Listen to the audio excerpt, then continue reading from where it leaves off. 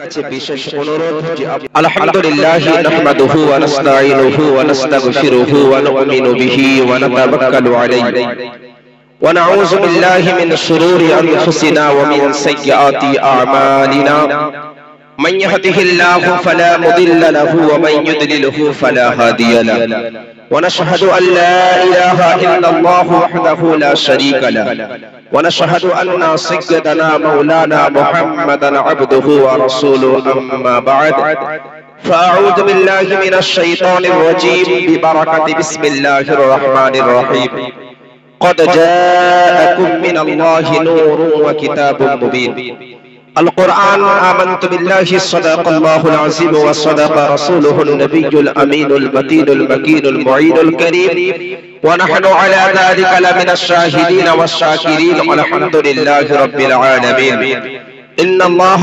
وملائكته يصلون على النبي يا أيها الذين آمنوا صلوا عليه وسلموا تسليما اللهم صل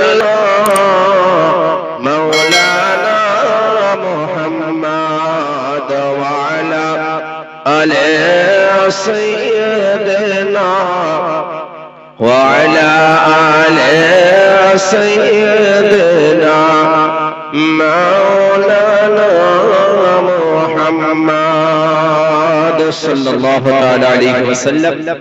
সমস্ত প্রশংসা ও তারিফ সে মহান রব্বুল আলামিনের দরবারে নিবেদিত, যে রব্বুল আলামিন আজকে আপনাকে আমাকে অত্যন্ত ভালোবেসে এই পবিত্রতম মজলিসে বসার তৌফিক দান করেছেন, তাই শুকরিয়া স্বরূপ বলি আলহামদুলিল্লাহ।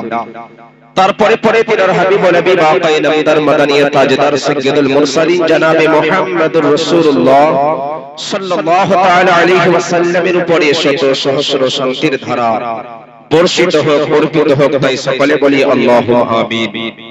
ব্রাদার, খুতবার পরে আর কুরআনুল মাজিদ ফুরকানুল হামিদ থেকে অত্যন্ত মাশহুর ও মারুফ আয়াতে কারিমা তেলাওয়াত করেছি।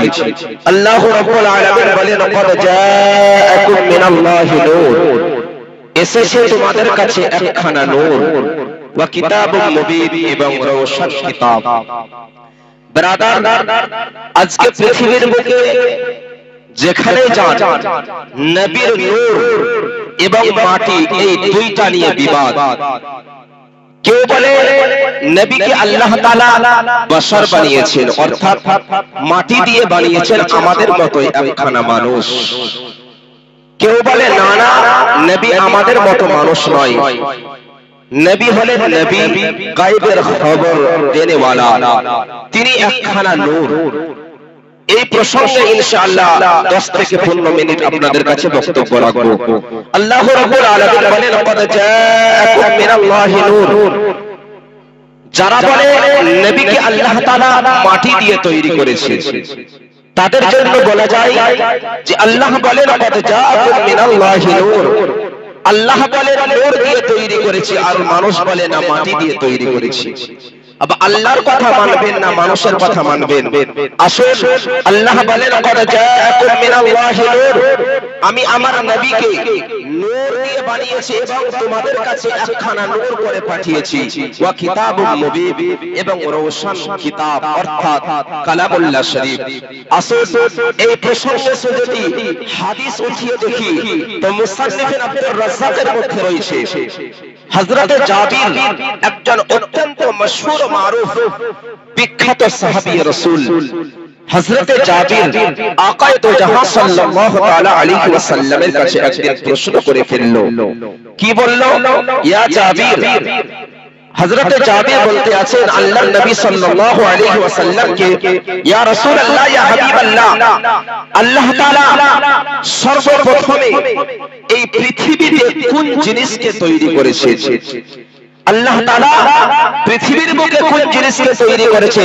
তো আল্লাহর নবী আকায়ে দো জাহান সাল্লাল্লাহু আলাইহি ওয়াসাল্লাম বলেন, ইয়া জাবির, ইন্নাল্লাহ তাআলা ক্বাদ খালাকা ক্বাবলা আল-আশিয়া নূরা নাবিয়িকা মিন নূরিহি ফাজআলা যালিকা আন-নূরু ইয়াদুরু বিল কুদরাতি القدرة حيث شاء الله تعالى ولم يكن في ذلك الوقت لوح ولا قلم ولا جنة ولا نار ولا ملك ولا جني ولا إنسي আল্লাহর নবী সাল্লাল্লাহু আলাইহি ওয়াসাল্লাম হযরত জাবির কে বলে এই জাবির শুনো শুনো আল্লাহ রাব্বুল আলামিন এই পৃথিবীর সর্বপ্রথমে নিজের নূর দ্বারা আমাকে বানিয়েছেন বলুন সুবহানাল্লাহ আল্লাহ তাআলা নিজের নূর থেকে তোমার নবীর নূরকে তৈরি করেছেন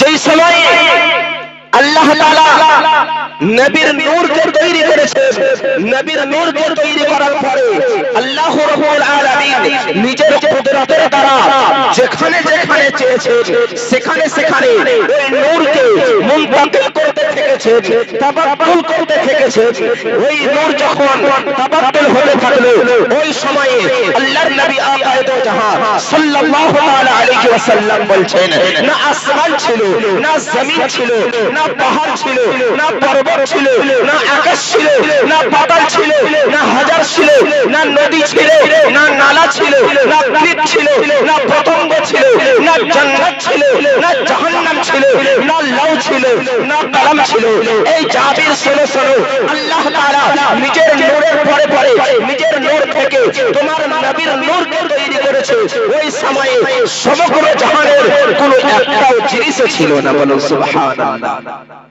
তো আল্লাহ তাআলা নবীর নূরকে সর্বপ্রথমে তৈরি করেছিলেন হযরত জিবরিল আমিন মুআল্লিমুল মালায়েকা ফেরেশতাদের টিচার ফেরেশতাদের হেডমাস্টার ফেরেশতাদের সরদার ফেরেশতাদের তাজ হযরত জিবরিল আমিন এক সময়ে আকায়ে দো জাহান সরওয়ারে কাউল মাকাম সাল্লাল্লাহু তাআলা আলাইহি ওয়াসাল্লাম কে জিজ্ঞাসা করলেন ইয়া এই জাবির এই জিবরিল বলো বলো তোমার বয়স কত এই জিবরিল বলো বলো তোমার উমর কত এই জিবরিল বলো বলো তোমার বয়স কত হয়েছে হযরত জিবরিল বলেন ইয়া রাসূলুল্লাহ ইয়া হাবিবাল্লাহ খোদার কসম করে বলি আমি জিবরিল আমার কতটা বয়স আমি এতটা জানি না ইয়া রাসূলুল্লাহ ইয়া হাবিবাল্লাহ আমার উমর কতটা আমি জিবরিল জানি না তবে ইয়া রাসূলুল্লাহ আমি আদমকে দেখেছি ইয়া রাসূলুল্লাহ আমি নূহকে দেখেছি ইয়া রাসূলুল্লাহ আমি হুদকে দেখেছি ইয়া রাসূলুল্লাহ আমি ইউসুফকে দেখেছি ইয়া রাসূলুল্লাহ আমি সুলাইমানকে দেখেছি ইয়া রাসূলুল্লাহ ইয়া হাবিবাল্লাহ হযরত আদমকে থেকে নিয়ে আপনার প্রত্যেকটি উম্মতকে আমি দেখেছি আল্লাহর নবী বলেন জিবরিল তবে তোমার বয়স কতটা জানো না বলে না না ইয়া রাসূলুল্লাহ আমি আমার বয়স কতটা তা জানি না তবে ইয়া রাসূলুল্লাহ চতুর্থ নম্বর আসমানে একখানা সিতারা চতুর্থ নম্বর আসমানে একখানা নক্ষত্র চমকাতে থাকে প্রত্যেকটি 72 বছর 70 বছর পর পর একবার চমকাতে থাকে আমি জিবরিল সেই চতুর্থ নম্বর আসমানে যেই তারকাখানা 70 বছর পর পর 70,000 বছর পর পর একবার চমকায় আমি জিবরিল সেই নক্ষত্রখানাকে 72,000 বার দেখেছি বলেন সুবহানাল্লাহ হযরত জিবরিল বলেন ইয়া রাসূলুল্লাহ আমার বয়স আমি কতটা জানি না তবে চতুর্থ নাম্বার আসমানে একখানা তারকা চমকায় একখানা সিতারা চমকায় একখানা নক্ষত্র চমকায় যেই তারাখানা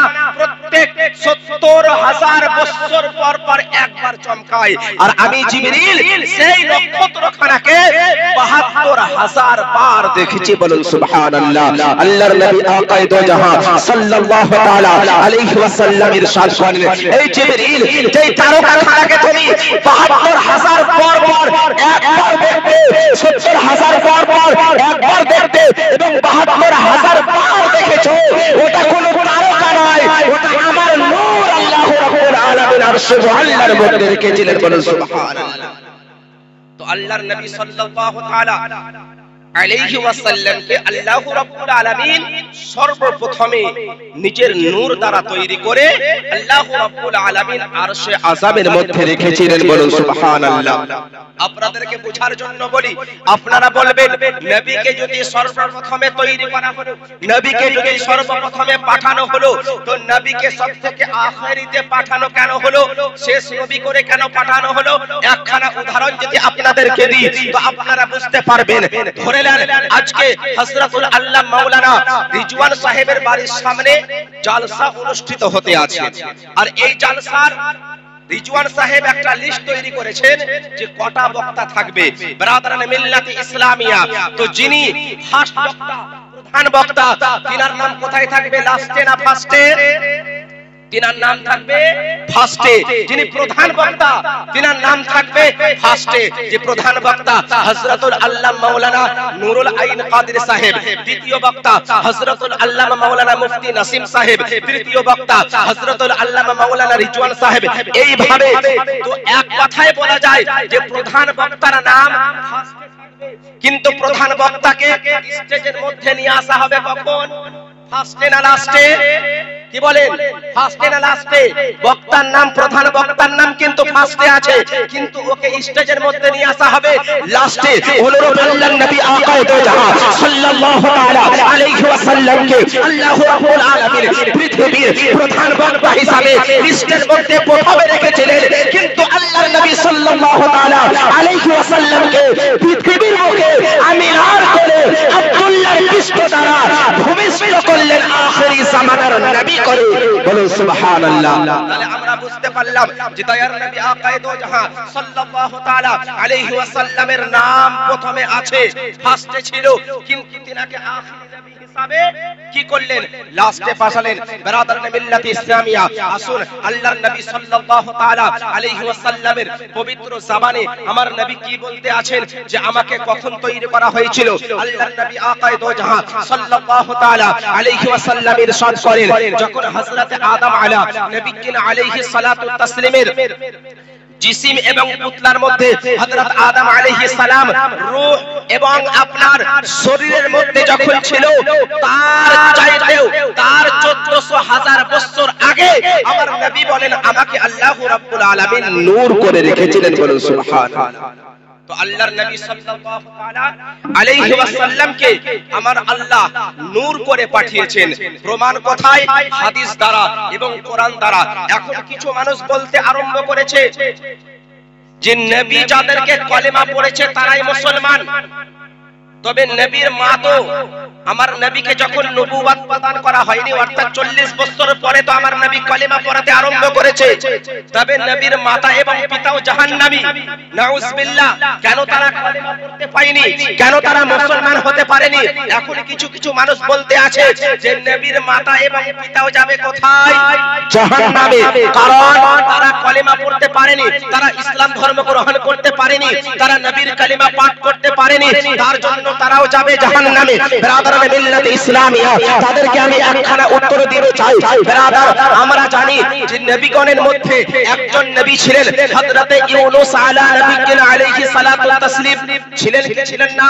হযরতে ইউনূস আলাইহিস সালাতু তাসলিমকে মাছ গিলে নিয়েছিল, খেয়ে নিয়েছিল। 40 দিন পর্যন্ত মাছের পেটে ছিল।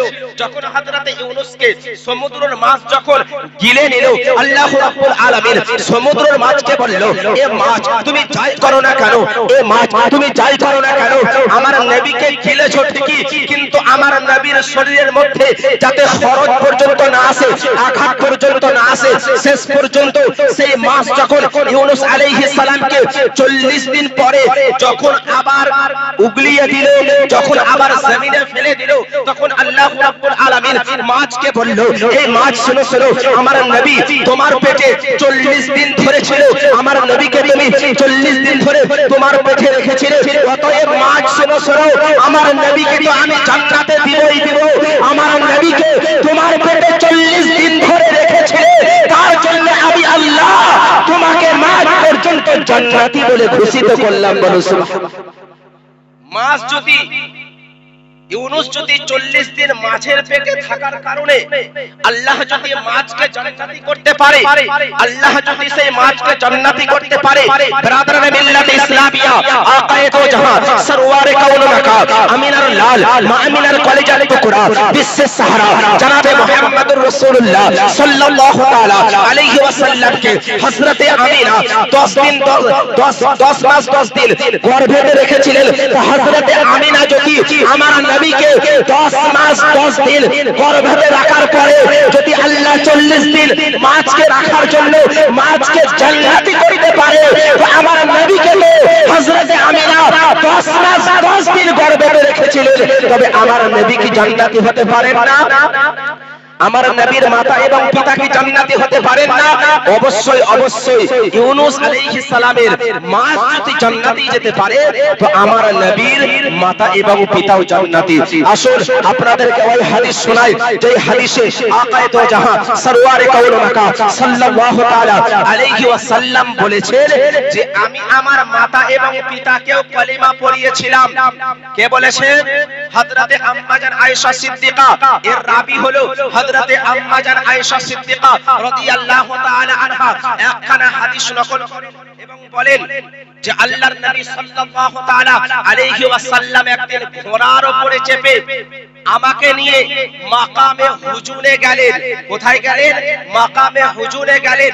মাকামে হুজুনে যাওয়ার পরে আল্লাহর নবী সাল্লাল্লাহু তাআলা আলাইহি ওয়াসাল্লাম আয়েশাকে বলেন, আয়েশা তুমি ঘোড়া থেকে নামো। আমি ঘোড়া থেকে নামলাম। ঘোড়া থেকে নামার পরে আমার নবী বলেন, আয়েশা তুমি এই জায়গাতেই দাঁড়িয়ে থাকো। আমার নবী সাল্লাল্লাহু তাআলা আলাইহি ওয়াসাল্লামের কথা অনুযায়ী আমি সেই জায়গাতে দাঁড়ালাম। দাঁড়ানোর পরে আমার নবী সাল্লাল্লাহু তাআলা আলাইহি ওয়াসাল্লামের চেহারা আনোয়ারের দিকে দেখলাম, তো আমার নবী ক্রন্দন করতেছিলেন। আমার নবীর চোখ দিয়ে অশ্রু ঝরতেছিল। ব্রাদারানে মিল্লাতে ইসলামিয়া, আমি আয়েশা আমার নবীর গমগীন চেহারা দেখে আমার নবীর চোখ দিয়ে অশ্রু ঝরছিল।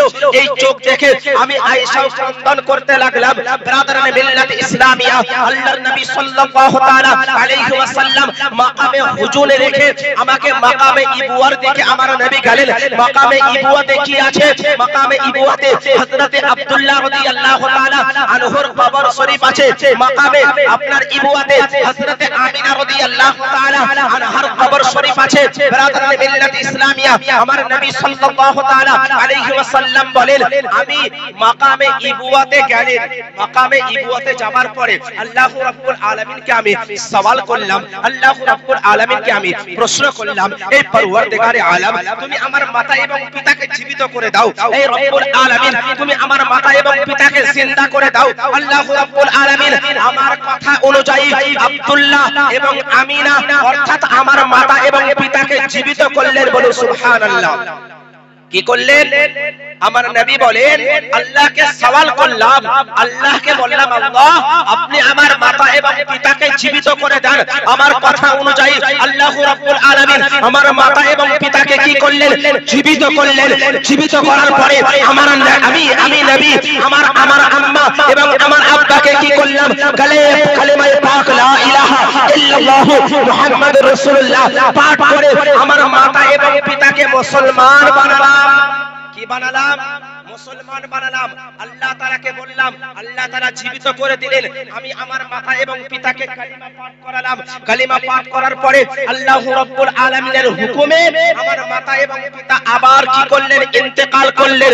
ব্রাদারানে মিল্লাতে ইসলামিয়া, হযরতে আম্মা জান আয়েশা সিদ্দিকা রাদিয়াল্লাহু তাআলা আনহা জিজ্ঞাসা করেন, ইয়া রাসূলুল্লাহ ইয়া হাবিবাল্লাহ আপনি গিয়েছিলেন গমগীন অবস্থায়, আপনি গিয়েছিলেন পেরেশান অবস্থায়, আপনার চোখ দিয়ে অশ্রু ঝরতেছিল, আপনি ক্রন্দন করতেছিলেন, এখন আপনি মুচকে হাসতে হাসতে কেন আসলেন?